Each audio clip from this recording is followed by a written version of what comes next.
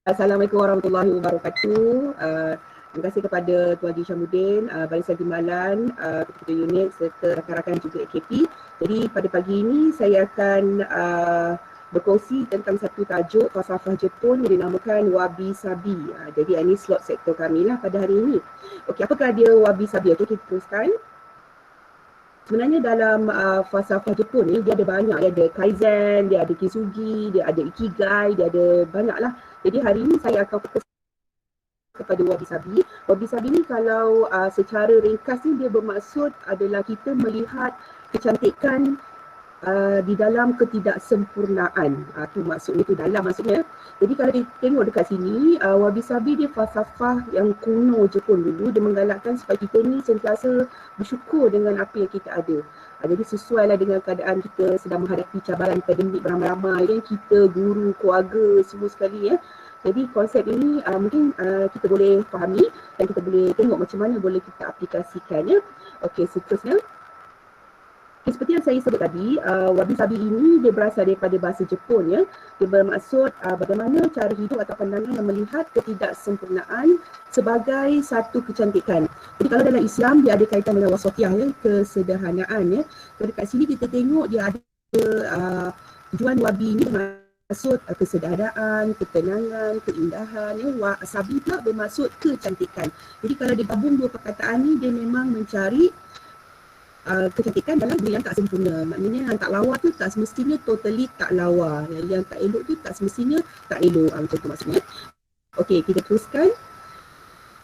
Jadi maksudnya di sini dia ada aplikasikan konsep Wabi Sabi ni dalam 8 ya. Saya akan pergi sekali lalu sebab ada dua perkara yang ingin saya tekankan. Okey, dalam hiasan dalaman, konsep Wabi Sabi ini ditekankan bahawa dekorasi tu perlulah ada sentuhan alam semula tadi seperti perabot kayu-kayu jati, rotan ya. Ini yang diaplikasikan oleh orang-orang Jepun lah. Dan dalam masyarakat kita pun ada yang penggemar perabot jati ya, kalau kita perasan. Jadi dia kata setiap aksesori rumah tu ada fungsi-fungsi tersendiri. Dia banyak menggunakan warna-warna neutral lah. Ni Sawani suka lah ni ya. Benda-benda yang warna-warna tanah dia suka ya. Okey, yang kedua ialah selepas hiasan dalaman, yang kedua kita tengok juga diaplikasikan pasal Wabi Sabi ni seterusnya tentang makanan ya. Dia mengutamakan makanan semula jadi. Ini sebab kalau sahabat-sahabat kita ada menanam 6 bulan keliling rumah sendiri tanam, sendiri makan. Sebenarnya kita dapat mengamalkan konsep Wabi Sabi ya. Kita seronok gembira apabila kita menyediakan makan yang kita tanam sendiri dan makan secara bersederhana dan tidak membazir. Okey, seterusnya yang ketiga. Selain itu, Wabi Sabi juga diaplikasikan dalam kecantikan. Jadi kita, terutama perempuan ni, kita menerimalah proses penuaan itu sebagai salah satu dalam fasa kehidupan. Tak payah nak buat operation dan sebagainya, nak buat surgery dan sebagainya, tak payah ya. Jadi kita mengambil bahan-bahan yang semula jadi, tak memudaratkan diri kita. Okey, ini konsep Wabi Sabi. Okey, yang keempat dia cerita tentang pakaian ya. Jadi dalam konsep ini kita tadi kan dia bersyukur kan. Jadi kita kalau ada pakaian yang lama-lama tu kita hargai ya. Jangan boros. Kadang-kadang dalam almari tengok baju banyak tapi macam tak ada baju kan.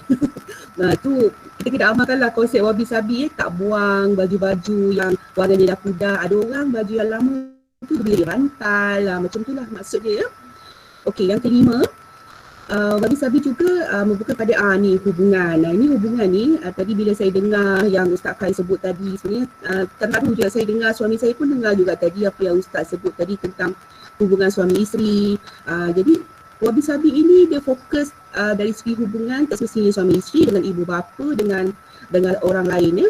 Maknanya kita menerima segala kekurangan dan kelemahan pasangan. Contohnya dulu kan kecoh dalam musim pandemik, suami tak kenal sayur sawi, mana satu tak kenal garam bukit, garam biasa, garam halus pun tak kenal. Jadi kita menerima segala kekurangan dan kelemahan pasangan. Memang itu yang dia tak erti, tapi lain-lain lagi dia bagus. Dia buang sampah, maksudnya kita menerima. Jangan terus mendedil, marah pada pasangan ya. Tak elok macam tu. Yang kedua, kita belajar mencari kebaikan dalam ketidaksempurnaan pasangan. Contohnya kalau dia tak pandai beli barang, kita suruh tak apalah. Tapi ada benda-benda lain yang dia bagus, kita terima kerana tidak ada yang sempurna. Okey, yang ketiga, menghargai pasangan dan sentiasa bertoleransi. Ini penting ya. Walaupun dia salah beli barang, redha senyum terima kasih abang, betul baru beritahu. Ini sebenarnya silap bang, jangan marah dulu, hargai effort dia dulu ya. Yang keempat, abah dan puan mengharungi konflik rumah tangga bersama. Ini penting lah ni, ramai pasangan-pasangan bahagia dalam ni ya. Kita tengok macam mana dia menguruskan konflik rumah tangga. Dan sekali bertanggungjawab, suami dalam peranan suami, isteri begitu juga, anak kepada ibu bapa dan sebagainya. Itu dari segi hubungan yang ditiberatkan dalam konsep wabi-sabi. Okey, yang keenam, seterusnya yang keenam dia dikatakan dari segi pekerjaan. Wabi-sabi mengatakan bahawa kita memberi tumpuan dan keutamaan pada tugas yang penting dulu. Kita ada banyak tugas, so mana yang paling penting kita buat dululah. Dan kita dalam konsep ini dia minta untuk kita jujur dan amanah ya.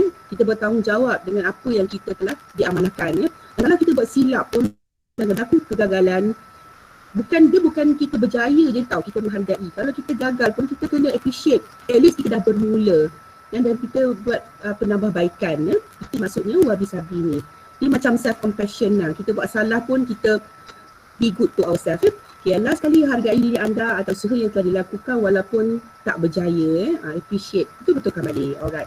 Yang ketujuh ialah berkaitan dengan seterusnya seni bina. Dari segi seni bina pun wabi-sabi ada sentuh juga. Dicadangkan reka bentuk rumah tu tak adalah rumit kan. Kalau kita bina rumah konsep yang sederhana. Kalau kita perasan sekarang ni, kalau tengok gambar tu dia pakai batang kayu tu kat situ tu.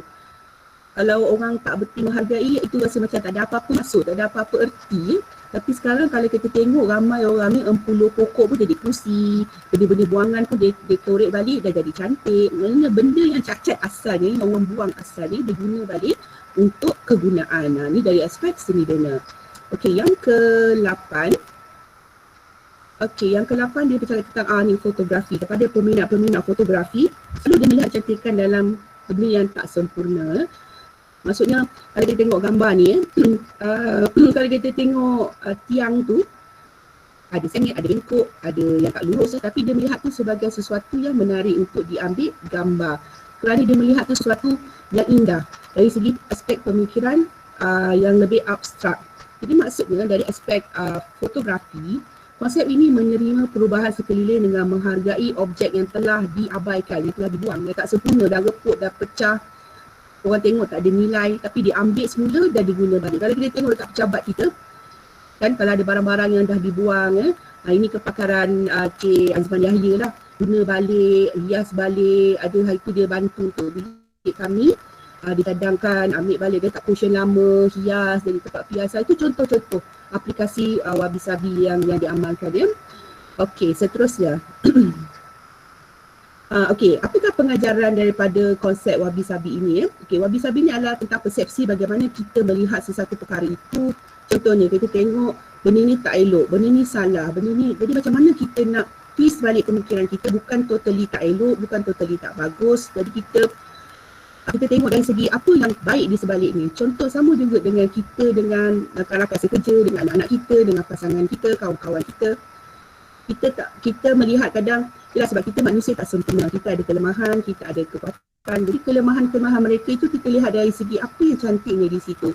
Kan, benda-benda lain. Sebab kesempurnaan, kehebatan atau kecantikan tidak menjanjikan kebahagiaan. Kalau kita tengok sempurnanya hidup itu, semua ada. Nampak hebat, semua bagus, cantik gitu. Tapi sebenarnya adakah kita pasti dia bahagia? Dan adakah sempurna, hebat atau cantik itu totally membuatkan dia rasa bahagia? Ramai dia orang di luar sana yang kita tengok macam perfect, macam sempurna. Tapi sebenarnya kita tak tahu apa yang sebenarnya berlaku. Jadi di dalam konsep ini dicadangkan untuk hidup haruslah bersederhana. Sederhanalah yang terbaik. Okay? Tiada yang kekal dan sempurna. Dan kita jangan malu dengan kekurangan kita. Kalau kita tahu kita ada kekurangan, kita akui dan kita buat penambahbaikan. Okey, dan kita kena hargai setiap detik kenangan bersama. Ini penting ya, kenangan bersama. Kenangan kita bersama-sama di PPG Batang Padang ini banyak sangat kenangan. Sebab kita tak tahu, mungkin ini adalah mesyuarat kita yang terakhir kita bertemu, kita tak tahu. Jadi kita kena menghargai setiap detik kita bersama berbincang, berbicara, bermesyuarat, adalah saat-saat kita yang perlu kita hargai. Kerana kita ni memang unik. Kalau dalam kaunseling, manusia itu unik. Tidak ada manusia yang sama. Jadi kita kena menghargai, meraihkan kekurangan dan kelebihan diri kita dan orang lain. Jadi Begitulah konsep Wabi Sabi yang ingin Sektor Psikologi Kaunseling kongsikan pada hari ini. Semoga memberi manfaat kepada semua. Jadi saya sudahi dengan minit yang ke-10. Okey, terima kasih. Assalamualaikum warahmatullahi wabarakatuh.